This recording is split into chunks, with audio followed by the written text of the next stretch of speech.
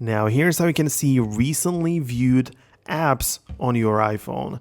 So it is kind of a basic tutorial, but it just has also some kind of like different levels to this.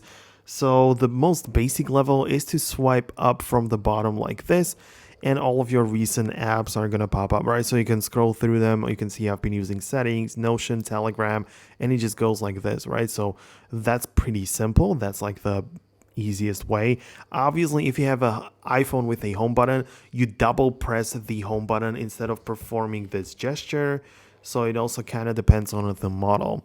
But the second place where you can manage the use of your apps is the screen time. So if you open up the settings of your device, and part of the screen time section is like your daily average. So you can see all of the app activity for the day. So you can see, for example, today I've been using Notion for 11 minutes, settings for 10 minutes, and so on. So you can also just check that as well if it helps you in any way. Obviously, this is for this day or week.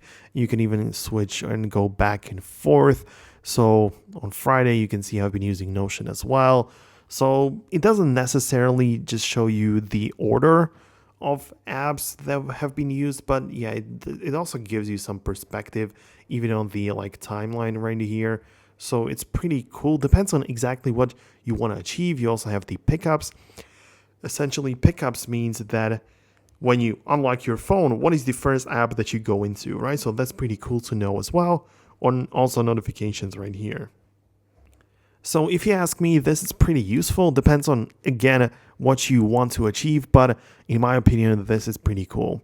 So hope you found this video helpful. Make sure to hit the thumbs up, subscribe to this channel down below, and I'm going to see you in the next video.